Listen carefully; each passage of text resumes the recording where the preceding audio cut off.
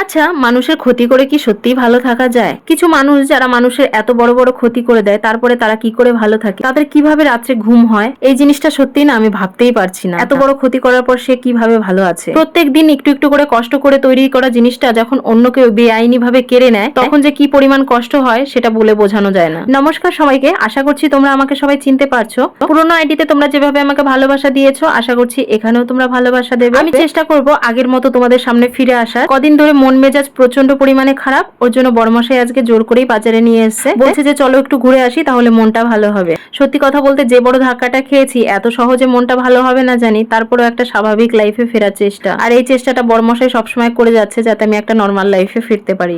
আমি জানি না কবে মনটাকে একটু শান্ত করতে পারবো, তবে আপ্রাণ চেষ্টা করে যাচ্ছি যাতে একটু ভালো থাকতে পারি। অনেক দিন থেকে বরকে বলছিলাম যে একটু ইডলি ধোসা খেতে ইচ্ছে করছে, ওর জন্য দেখো আসার পথে একটু ইডলি নিয়ে এসেছি আর ধোসা নিয়ে এসেছি। বাজার থেকে কিছু টুকিটাকি দরকারি জিনিসও কেনাকাটা করে এনেছি। আনার পর দেখো খেতে বসে গেছি, কারণ বড়মশাইয়ের আছে নাইট ডিউটি। ইডলি ধোসা খেতে কিন্তু আমার খুব ভালো লাগে। প্রথমবার যখন সাউথে গেছিলাম তখন তো এইসব জিনিসগুলো খেতেই পারছিলাম না, তবে ধীরে ধীরে খেতে খেতে এটা এখন একটা ভালো লাগার জিনিস তৈরি হয়ে গেছে। আমার ছেলে মেয়েও খেতে খুব ভালোবাসে।